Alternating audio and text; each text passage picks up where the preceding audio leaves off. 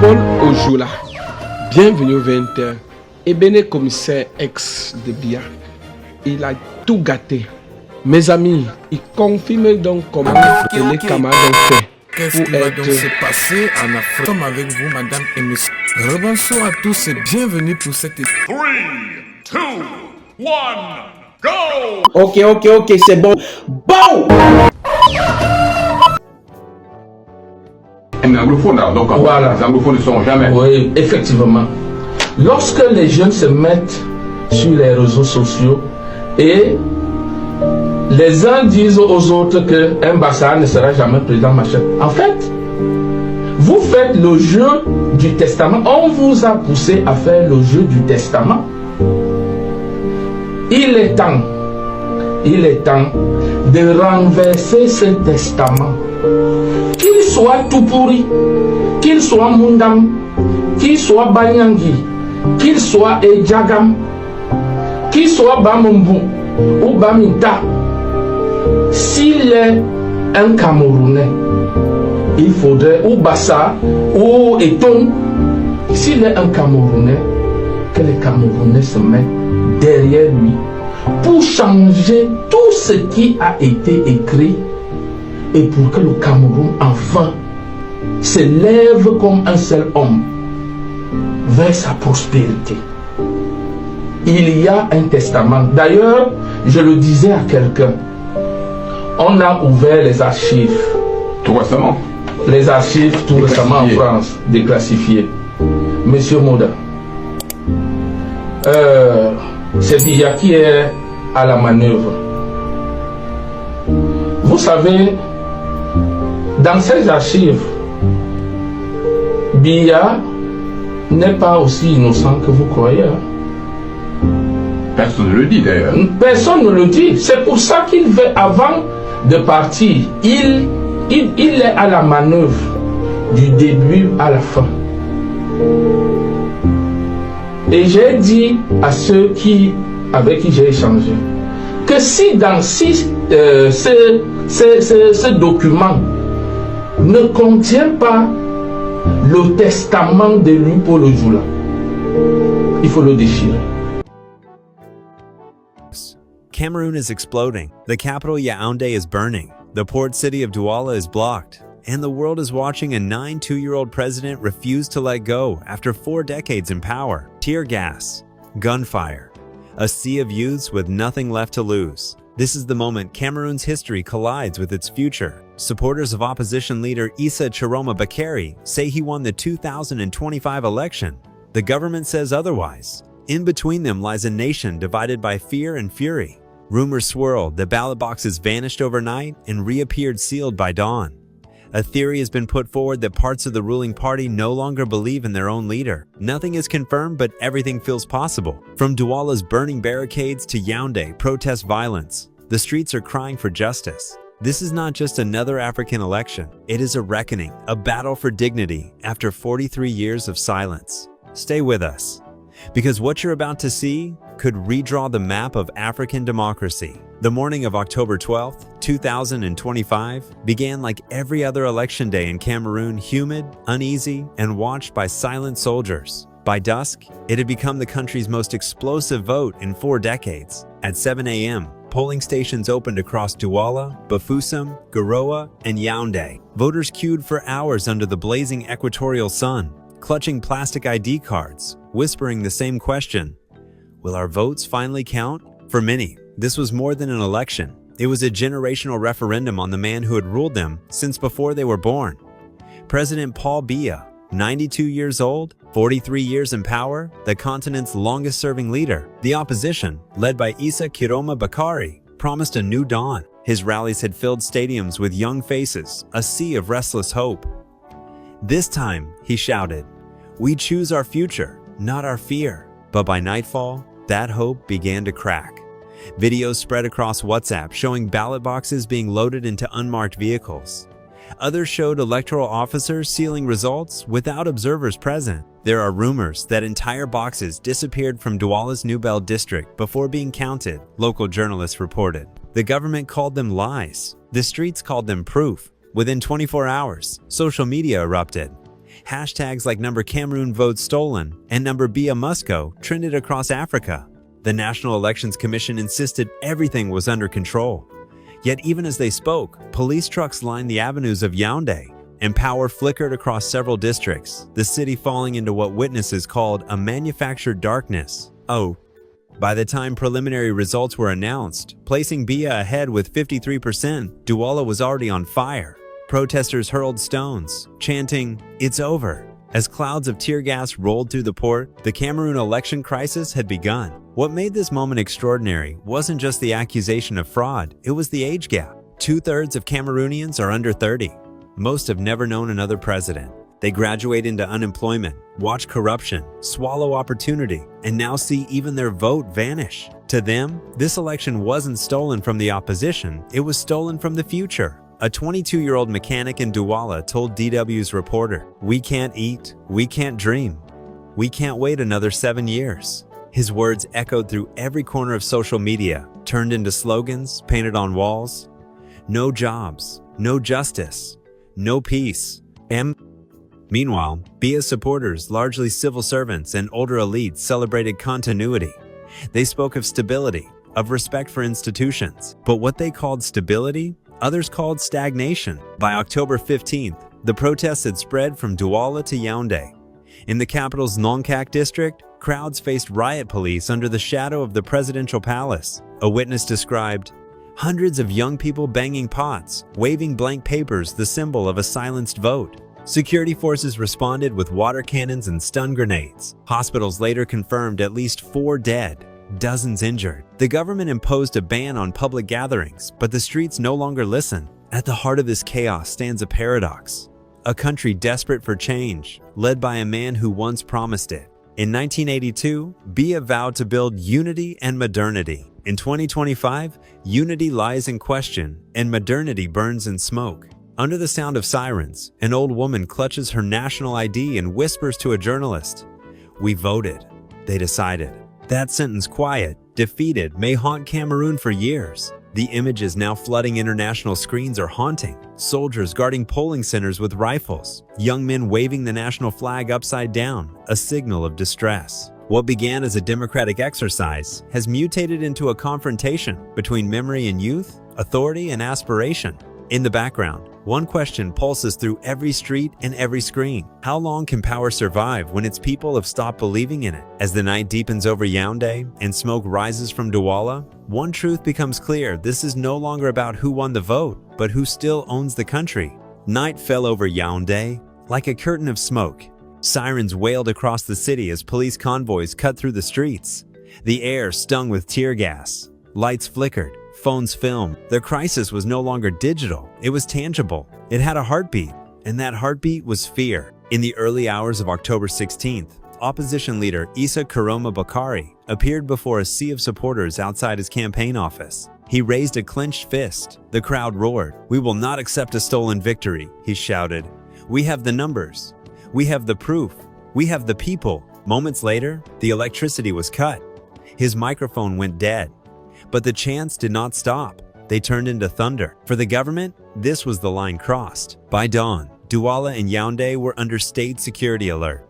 Armored vehicles patrolled the streets. The internet slowed to a crawl, another form of silence. But silence was no longer possible. DW's correspondent reported live from the Bonne Nouvel district of Douala. Police are firing tear gas. Protesters are throwing stones. You can hear the sound of gunshots in the distance. In Yaounde, near the central market, footage showed soldiers dragging young men into trucks. Women screamed their names into the night. Human rights groups began calling it the blackout crackdown. And yet, something shifted in the air. For every street the government cleared, another 2 ignited. This was not a political campaign anymore. It was an awakening. Rumors began to spread that even within the ruling CPDM party, young members were uneasy. Some even whispering that Bia's time has passed. Some unverified sources have suggested that local party coordinators in the north had refused to attend victory celebrations. If true, it would be the first visible crack in the wall of loyalty that has protected Bia for 43 years. In the heart of Yaounde, crowds marched toward the Ministry of Territorial Administration, chanting, "Open the ballots, show us the truth." Riot police formed a line, shields up, batons drawn. The confrontation lasted only minutes. but those minutes will live forever on camera. A young protester stood before the line, raised his ID card and shouted, "You told us this card gives us a voice. Why can't you hear it now?" He was pulled away. His friends kept chanting. The footage went viral within hours. Foreign journalists began arriving. BBC, Al Jazeera, Reuters, all broadcasting the same image. A capital paralyzed by disbelief. Commentators described it as Cameroon's longest night. What began as election unrest had evolved into something larger, a generational mutiny. Across the Atlantic, Cameroonian diaspora communities in Washington, D.C., Paris, and London held vigils outside embassies. Candles were lit. Posters read, "43 years is enough." The global echo was unmistakable. Inside Yaounde, government spokesmen accused foreign powers of fueling unrest through digital interference. They blamed the opposition for inciting violence. But on the ground, it was not politics driving people. It was hunger, unemployment, humiliation. Economists warned that every day of paralysis cost millions in lost productivity. Hospitals overflowed, schools closed. Yet, even as chaos spread, something remarkable happened. Unity across tribe, language, and religion. Francophones and Anglophones marched side by side. Muslim youth guarded Christian churches from vandalism. Christian groups sheltered Muslim students fleeing police raids. For the first time in years, Cameroon's divisions blurred not in peace, but in protest. And through it all, the old president remained silent. Paul Biya had not spoken publicly since the preliminary results. State TV replayed old footage of him voting, smiling faintly as if time itself refused to move forward. The contrast was surreal. A silent palace surrounded by a screaming nation. Then came the message that sent shockwaves through the country. Issa Kiroma Bakari appeared again, this time in a live stream from an undisclosed location. His voice was calm, his tone cold. If the Constitutional Council cannot deliver justice, the streets will. With that, the live stream ended. It was no longer just a demand for transparency, it was a declaration of resistance. By evening, thousands gathered near Avenue Kennedy in Yaounde. They held candles. Some prayed, some wept, and when the army rolled in, no one moved. They stood still, hands raised, chanting softly, "We are not afraid."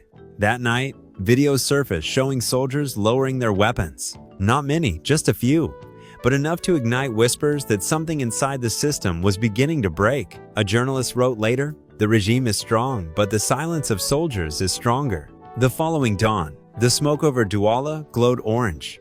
The torch of resistance had been lit. If power is a chain, Cameroon has just heard it crack. The morning after, the fire smelled of ash and silence. In Douala, smoke still curled from the remains of burnt tires. In Yaounde, soldiers stood watch over empty streets. The protest songs had faded, replaced by whispers, curfews, and a fragile calm that felt like glass, ready to shatter at any sound. Shops stayed closed. Schools suspended classes. Markets were deserted, except for women selling bread in hushed voices.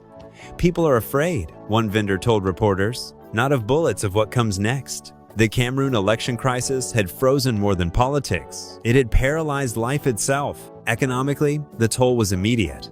The port of Douala, the country's commercial lifeline, halted shipments. Exports of timber, cocoa, and oil slowed as dock workers joined strikes, demanding truth before trade. The central bank warned of severe liquidity strain. Yet, for the people on the ground, economics was just a word. Survival was the currency. Taxi drivers refused to work after their vehicles were smashed during protests. Hospitals ran short of medicine. In the Northwest, aid convoys were blocked by armed groups exploiting the chaos. The United Nations issued a statement calling for humanitarian corridors. But beyond the damage lay something deeper, a fracture in national trust. In cafes and WhatsApp groups, people debated whether the ballot still mattered. "We voted for change, and they gave us curfews," one student posted. For the young generation, 2/3 of the population, democracy now looked like an illusion sold every 7 years. A sociologist from the University of Bru.Le told Al Jazeera, "We have a population that grew up being told to respect elders. Now they are questioning whether age should mean permanence in power." The protests had become a mirror reflecting the generational divide. Older Cameroonians, those who remember the country's early independence, still see Biya as the man who brought order. Younger citizens see him as the symbol of stagnation. Between these two realities lies an identity crisis, a country split between gratitude and grievance. Then came the arrests. In Douala, more than 200 young men were detained overnight. In Yaounde, activists disappeared without charge. Some reappeared days later with bruises. Others did not return at all. Human rights lawyers warned that fear has replaced dialogue. And yet, something remarkable persisted.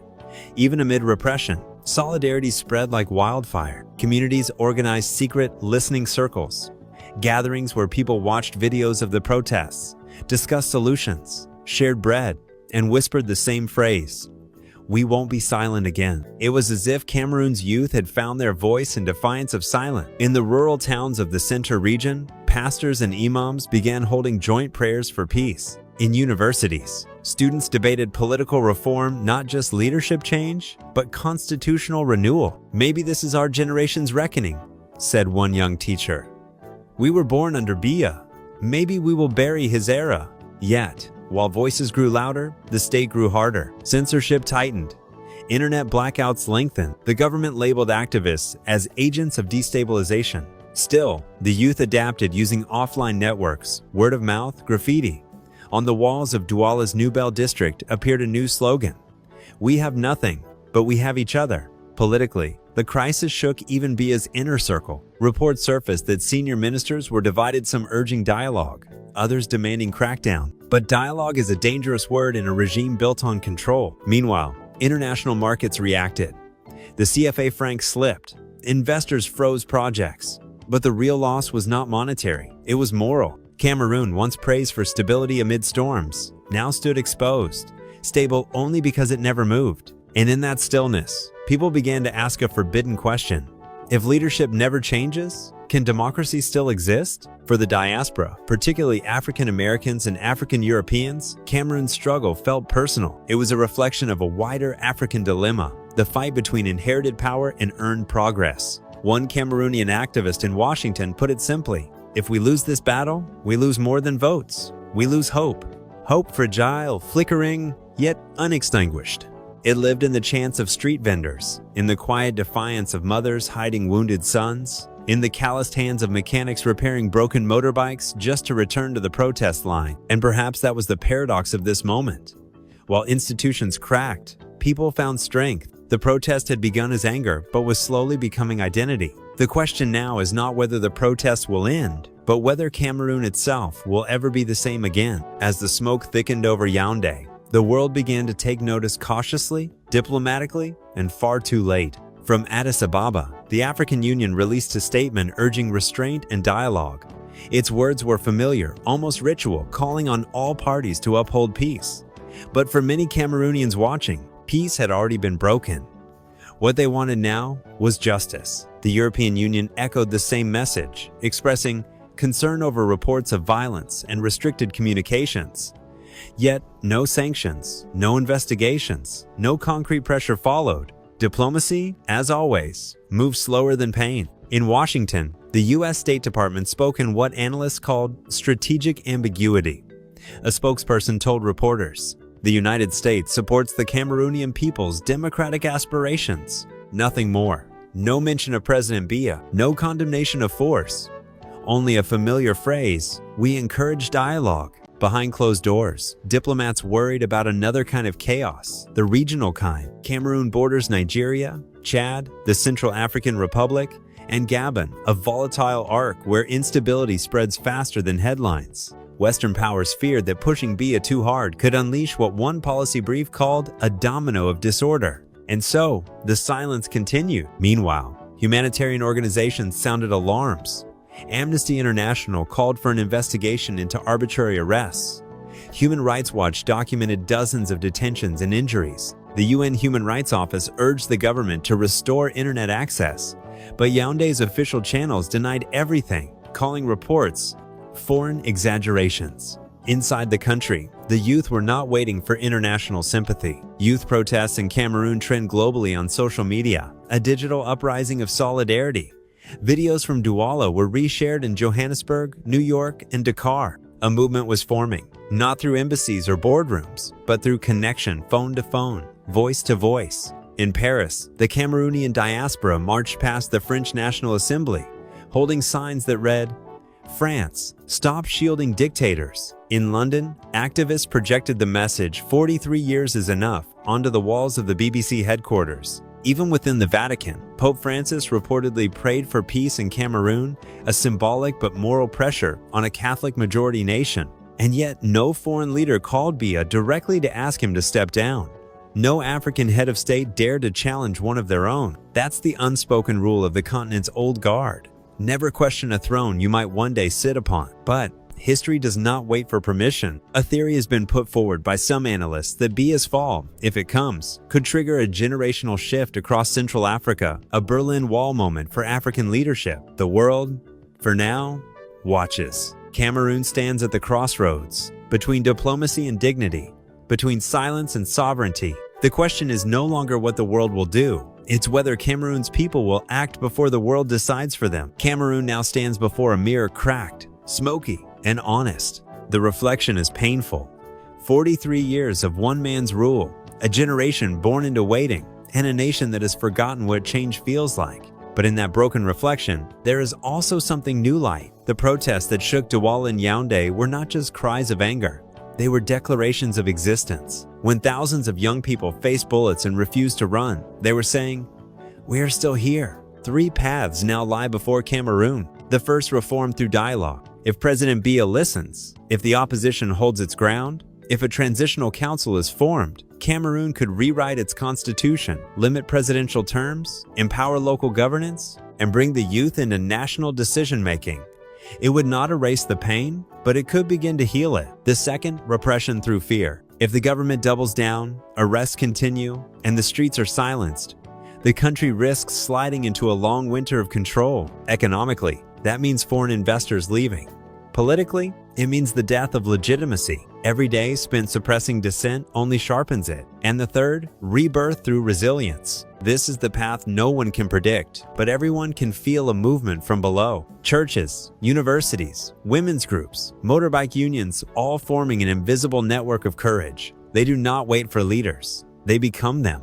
Across Douala, street artists now paint murals of clenched fists holding torches. In Buea, students quote Nelson Mandela. It always seems impossible until it's done.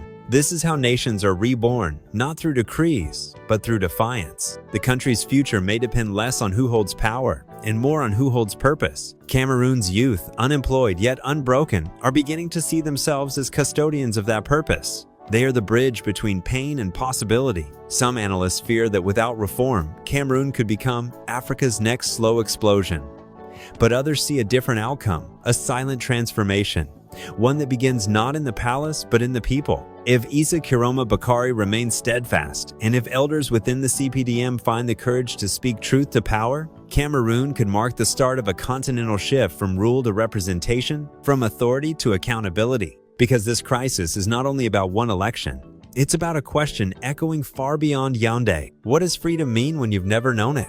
And in that question lies hope, fragile, flickering, but alive. The streets of Yaounde may quiet down, but the silence that follows will decide whether Cameroon has merely survived or truly awakened. Cameroon is not just in crisis. Cameroon is in transition. The smoke may rise, the chants may fade, but something irreversible has begun. The people, especially the young, have seen their own power. They have tasted courage, and that cannot be unlearned. The Cameroon election crisis has done what no political campaign ever could. It reminded the nation of its voice. From the tear gas streets of Douala to the silent squares of Yaounde, a message now beats beneath the noise. We are awake. For the world, it is easy to watch from afar and call this chaos. But look closer, and you'll see order being rewritten not by decrees, but by defiance. You'll see students who still march after curfew, mothers who hide protesters in their homes, mechanics who fix broken bikes only to ride back into history. The youth protests in Cameroon are not simply about one president or one election. They are about reclaiming time the decades stolen by fear, the opportunities buried beneath silence. They are about a people demanding to be seen, not as victims of poverty, but as architects of their own destiny. In every revolution, there is a moment when a nation realizes that the walls around it were built by its own consent. Cameroon has reached that moment. The question now is not whether the Cameroon election crisis will end. It is what will be born from it. A broken state or a brave new nation? You, watching this, are part of that answer. Because every view, Every comment, every shared voice makes the silence smaller. So tell me, in your own words, what does freedom mean to you? If this story moved you, subscribe, comment, and share. Not for numbers, not for clicks, but to keep the light alive. This is not the end of a crisis. It is the beginning of a conversation. This is not chaos. This is the sound of a nation remembering how to breathe. I am the winner, and in case somebody can demonstrate the contrary, we are ready. Number 1. Ladies and gentlemen, welcome to Intervlog, your trusted window into Africa's evolving stories, where calm meets clarity and facts meet thought. Consequently, any demonstration that does not comply with these requirements is illegal, and those who initiated it would be held accountable for their actions in accordance with the laws of the nation. Today, we turn our attention to Cameroon, a nation standing at a delicate crossroads between security, politics, and cultural introspection. The recent events following the October 12, 2025 presidential election have revealed not only the strain of political competition, but also the deeper questions about governance, loyalty, and the complex African philosophy of appreciation. On October 25, 2025, Cameroon's Minister of Territorial Administration, Paul Atanga Nji, addressed the nation and the press. His tone was firm yet cautious, reflecting a government seeking to project calm amid confusion. He outlined measures to quell post-election threats. The minister urged citizens to remain calm and to wait patiently for the results from the Constitutional Council. He reminded the nation that protests are a democratic right, but only when done within the law. He recalled earlier crises, from the post-electoral violence of 1992 to the Boko Haram insurgency in the north and the ongoing tensions in the northwest and southwest, and stressed that Cameroon could not afford another descent into insecurity. In his words, the state would not allow the country to sink again. While the government assured calm, the streets of Douala, Bafoussam, and Yaounde told a different story. Protests had erupted across the nation as opposition supporters claimed victory for their candidate, Issa Chiroma Bakari, and accused the incumbent, President Paul Biya, of manipulating results. Two opposition figures, Aniset Ekane and Jukam Chameni, both prominent members of the Union for Change political platform, were arrested in Douala. Their parties described the arrests as meant to intimidate Cameroonians and silence dissent.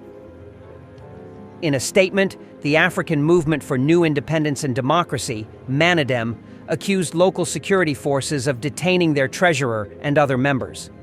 Meanwhile, the government insisted the arrests were necessary to prevent Plan Atanga Nji, in another press briefing, said security forces had detained several individuals for plotting attacks disguised as protests, warning that their goal was to infiltrate groups and commit acts that could then be blamed on law enforcement.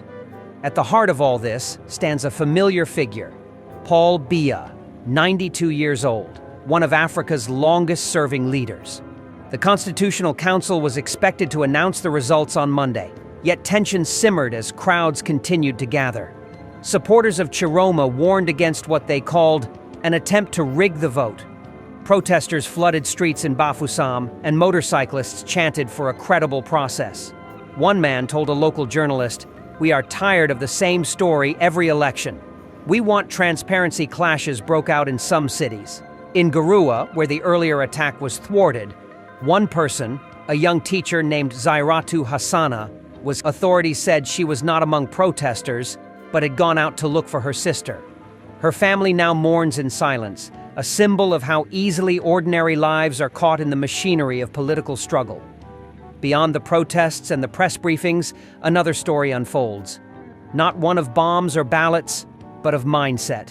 A journalist reflecting on these events observed that vote buying in Cameroon and across Africa cannot simply be explained through the Western lens of corruption.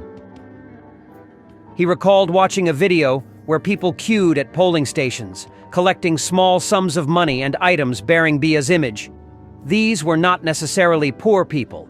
Some were educated and economically stable, yet they accepted what appeared to be symbolic gifts. Why? Because, as the journalist put it, this gesture reflects an African idea of appreciation. Parable 1. Le cadeau d'un roi n'est jamais vide. In French, there is a proverb, Le cadeau d'un roi n'est jamais vide. Literally, it means, a king's gift is never empty. In this context, the minister's appeal for calm becomes more than a political statement.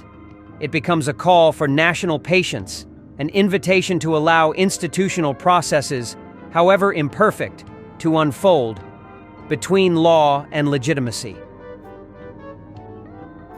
Yet legality and legitimacy are not the same. Cameroon's government insists it guarantees the right to protest within the law. But opposition groups argue that laws themselves are often used to suppress dissent. When protests are declared illegal or leaders are detained preemptively, the perception grows that the law protects power, not people. Still, the state faces its own dilemma: how to maintain order without appearing oppressive. Parable 4. Le fleuve qui fait du bruit n'est pas toujours profond. A final French parable says, Le fleuve qui fait du bruit n'est pas toujours profond. The river that makes the most noise is not always deep. In politics, as in life, noise can be deceptive. Protesters shouting in the streets may not represent the majority. Silence, too, can be political. The silence of those who fear instability more than injustice. The Cameroonian government counts on this silent majority, the citizens who prefer calm, even under continuity, to chaos under change. As Cameroon awaits the official election results, it stands between two possible futures. One, where calm prevails, and institutions, however imperfect, continue to function. Another, where suspicion and anger explode, deepening wounds that have yet to heal from previous crises. Atanganji's message was therefore as much about psychology as about policy. His appeal to parents to guide their children against manipulation reveals a deep awareness that the battle for stability is not fought only in the streets, but also in minds. The story of Cameroon today is not merely one of elections and protests.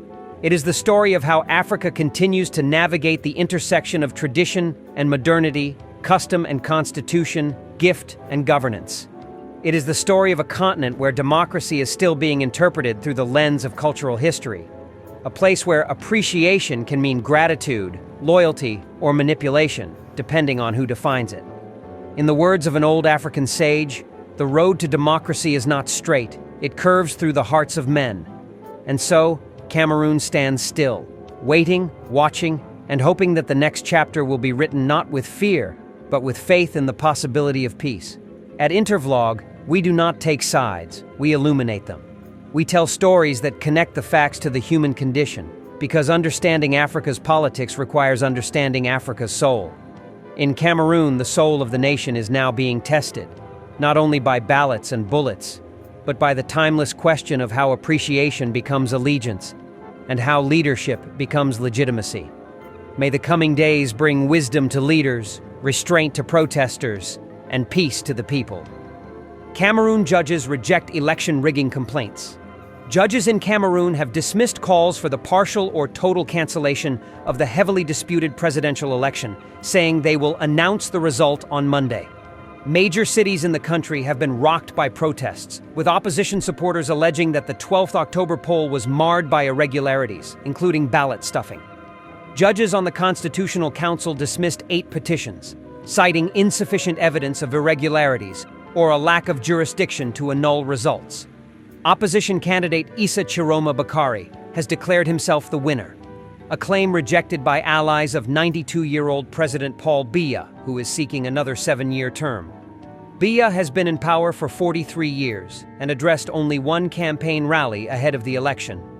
Chiroma Bakari, 76, is a former government spokesman who broke ranks with Biya to challenge him for power. He refused to file complaints with the Constitutional Council, whose judges have been appointed by Biya, choosing instead to declare himself the legal and legitimate president. Can the world's oldest president keep his title? The African president who keeps defying... Connu de tous, y compris de ceux qui en ont proclamé d'autres. Et la question aussi qui se pose, c'est comment gouverner un pays qui a clairement montré son rejet. Et ça va être un défi qui va se poser pour le pouvoir. Et le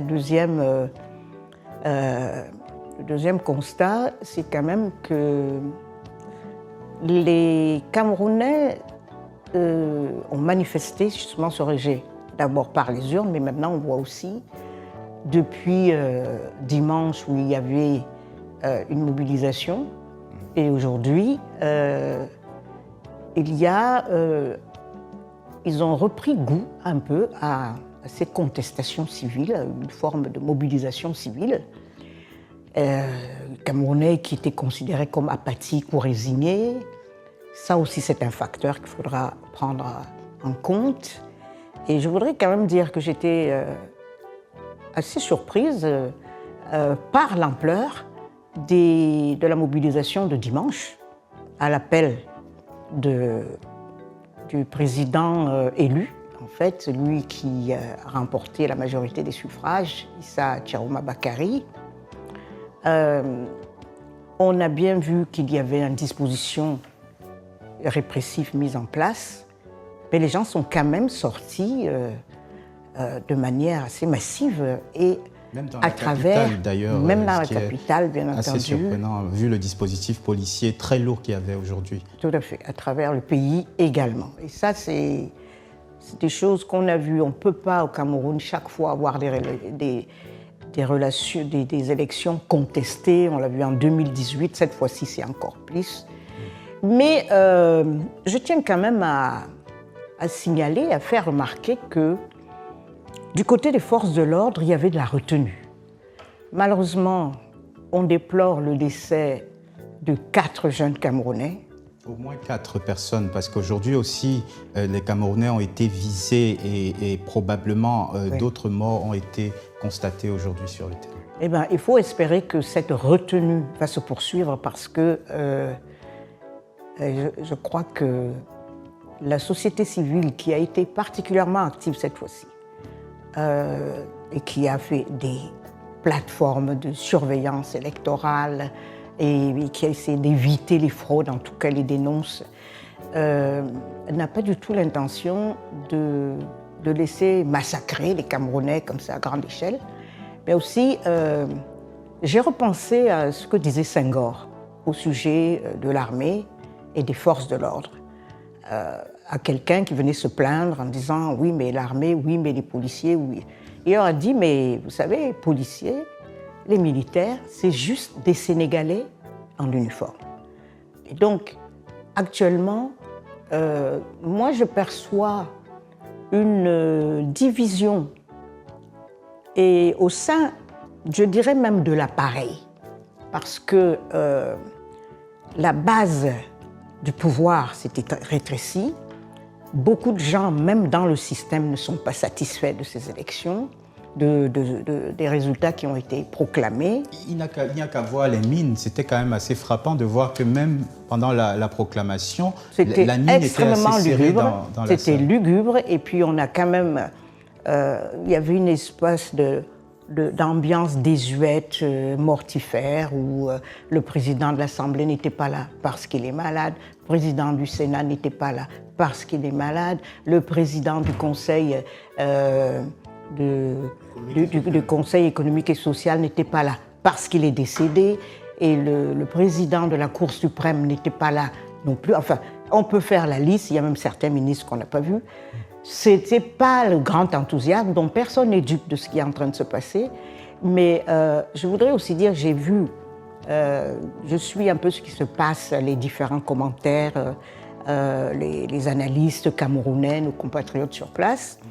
Ils voient en ce qui se passe la première phase d'un plan qui vise donc à déclarer le président vainqueur et pour ensuite remettre en selle la même équipe qui tire les ficelles derrière son dos et qui va réactiver la guerre des clans. Et il y a un clan qui va perdre parce que celui qui a le pouvoir, qui est puissant, a certaine influence, une emprise sur des forces de l'ordre, la gendarmerie, même la DGRE, etc. Donc, ils comprennent bien que... Du secrétaire général de la présidence, ce qui se dit sur place, c'est l'analyse que font beaucoup. Et ils estiment donc que si cette guerre se passe de cette manière et que le but, le plan, est de déclarer à un moment donné que le président a disparu, qu'il est décédé, et qu'il nous a quittés, et qu'on a pris, quelqu'un a pris le pouvoir, et se passe le pouvoir entre eux de manière totalement illégale, non, sans être élu. Et ça, il y a un des clans qui sera complètement liquidé et éliminé. Je crois qu'ils en sont conscients. C'est pour ça que, moi, je peux vous dire que beaucoup étaient, au sein du pouvoir, préféraient cette option d'une transition avec Issa Chilauma parce que c'est par les urnes, elle est légitime, elle est démocratique et elle les protège. Parce que si, après, c'est des cuisines internes autour de tractations à la tunisienne, où on débarque le président d'une manière ou d'une autre et que d'autres se saisissent le pouvoir, ils savent que le camp qui est le mieux placé est le plus dangereux pour eux. Donc, Marie-Roger, j'insiste sur vous parce que vous allez nous quitter pour un autre plateau de télévision, mais ce qui se passe, cette révolte apparente dans les rues et qui embrase de nombreuses villes du Cameroun, Douala, on a vu notamment sur quelques images là le quartier Nouvelle, mais d'autres quartiers où on déplore, vous le disiez, des victimes, mais aussi d'autres villes du pays, à Garoua, à l'ouest du pays. Ce qui se passe selon vous n'est pas qu'un fait passager lié à la colère populaire et qui pourrait se calmer dans les prochains jours. On assiste là à quelque chose de majeur. On ne sait pas comment ça va se passer, mais le mécontentement est profond. Et on ne sait pas comment il va continuer à se manifester. Ça, il y a une coupure nette entre le peuple camerounais et le pouvoir actuel. Je crois que malgré les chiffres qui sont proclamés, personne n'est dupe. Ils le savent tous. Et la détermination, parce que quand on parle des élections, on parle même de Tiroma, il est juste le reflet, la manifestation d'un rejet ou d'un espoir d'alternance. Ça aurait pu être lui, mais ça aurait pu être quelqu'un d'autre. Et actuellement, ce qui se passe, ce n'est pas tellement autour de sa personne. Ce qui se passe, c'est que les Camerounais veulent en finir avec un système qui a paupérisé le pays, qui leur enlève tout espoir et qui est totalement incorrigible. Ils ne pensent pas du tout qu'après 43 ans, on va voir des progrès, on va voir des changements, on va les voir plus préoccupés par le sort des populations. Ça, personne n'y croit. Donc, à partir de là, nous sommes tous des observateurs, on va voir ce qui va se passer, mais la situation est extrêmement difficile pour les Camerounais d'abord, parce que voilà, ils n'ont pas obtenu le résultat qu'ils voulaient, mais aussi pour le pouvoir qui veut régner par la force, apparemment, dans une situation qui a beaucoup évolué. On a vu des images assez marquantes, certaines durant lesquelles les forces de l'ordre reculaient face à la population. Vous qui avez observé cette vie politique camerounaise depuis plusieurs décennies, où placez-vous dans l'histoire politique camerounaise, justement, ce qui se passe là, quand on sait qu'on a connu les villes mortes de 91, les émeutes de la fin de 2008, ce qui se passe est quand même assez inédit, voir des Camerounais sortir et revendiquer aussi fermement leur droit au respect de leur vote, c'est inédit. J'espère que les tenants du pouvoir vont en tenir compte. Ils vont d'abord réaliser qu'il y a un phénomène inédit qui est plus fort, qui n'est pas le même tout à fait qu'en 2018, il y a 7 ans plus tard. Comme disait quelqu'un, la vieillesse n'est pas un crime, mais la vieillesse est une indication qu'on ne peut plus exercer certaines fonctions. Et en plus, comme le système a été phagocyté, cannibalisé par des clans qui mènent des luttes occultes, on a vu, par des assassinats, par exemple, de Martinez Zogo ou d'autres, et on a vu les scandales qui se sont succédés sans la moindre sans que personne ne rende les comptes en toute impunité. Là, par exemple, ces élections, rien que Elecam, selon les chiffres officiels, a coûté plus de 22 milliards, c'est-à-dire de l'argent dont on aurait besoin pour faire autre chose, parce que si ça ne sert à rien de faire des élections et de dépenser tout ça si on ne veut pas respecter le résultat. Et donc, il y a tout ça, il y a c'est une ambiance de ras-le-bol dont ils sont conscients et qui, j'insiste, concerne aussi à la fois les corps constitués, l'armée, je sais pas, des gens dans l'administration, les fonctionnaires, etc. C'est généralisé puisque les résultats ont bien montré que Yaoundé, le fief, a basculé pour Issa Chiroma. C'est pour une raison. Donc, nous, on regarde s'il y a une once de rationalité, de raison dans ceux qui veulent absolument garder le pouvoir, s'ils pensent qu'on peut diriger en marchant sur des cadavres, ou s'il ne faut pas tenir compte des aspirations des Camerounais pour une fois. Dernière question, Marie-Roger Bilo, avant de nous quitter. Que peut faire Issa Chiroma Bakary aujourd'hui? Est-ce qu'on se dirige vers le scénario très redouté d'une partition du pays, puisque le Nord et l'extrême Nord, donc le Grand Nord, semblent ne pas vouloir reconnaître la victoire de Paul Biya? Je ne crois pas que ce soit justement une histoire que du Grand Nord, le Nord. Et c'est même la particularité de ces élections. C'est que les électeurs camerounais ont enjambé allègrement les frontières ethniques qu'on a dressées pendant des années et que Issa Chiroma n'est que, comme je dis, le catalyseur d'une revendication sociale forte et qui est répandue à travers tout le pays. Donc, je ne pense pas qu'il veuille faire sécession. Je ne suis pas sûre non plus que ce forfait électoral va prévaloir, on ne sait pas. Je crois que c'est dans l'intérêt de personne de continuer à aggraver la situation. Et au fond de moi, il y a toujours quelque chose qui espère que la sagesse, l'intérêt du pays va prévaloir. Merci beaucoup, Marie-Roger Biloa. On va d'ailleurs écouter Issa Chiroma Bakary. Issa Chiroma Bakary qui s'est exprimé après la proclamation de ces résultats, qui a parlé aux militants du FSNC, mais aussi aux Camerounais qui se sont attroupés autour de chez lui. Issa Chiroma qui a lancé un appel au calme. On l'écoute. Ils ne peuvent pas. Vous comprenez? Restez là. Il faut maintenant que tout le marché vienne pour qu'ils sachent qu'ils ne peuvent pas. Ok? C'est ça notre défense, notre arme. C'est ça. Les gens vont venir de partout pour être très nombreux. Ils sont en train de venir, on a déjà appelé le secours. Ils ne peuvent pas tirer sur les gens. Ils ne peuvent pas. Accueil. Ils ont tiré 2 personnes. 2 personnes déjà. Ils ont tiré de l'autre famille.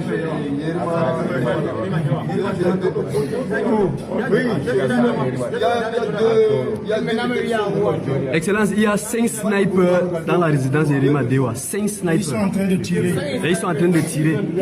Ils ont tiré 2 personnes déjà. Il y a 5 snipers. Ils ont tiré. Donnez, asseyez-vous. On va donner les informations. Le président a dit pas d'armes, pas de rien, qu'on reste comme ça. On respecte la parole du président, s'il vous plaît. Pas d'armes. Voilà Issa Chiroma Bakary qui essayait donc de remobiliser ses troupes et d'appeler au calme, alors que vous avez vu les tensions qui se multiplient un petit peu partout, à la fois au nord, mais aussi à Douala, à Yaoundé, à Guidère, au nord évidemment, à l'ouest du pays, mais partout sur l'étendue du territoire camerounais. Théophile Kouamo, je me tourne vers toi désormais. Théophile, quels sont les enseignements que tu souhaites tirer et relever sur ce vote ? Alors, je me suis appesanti sur les résultats officiels.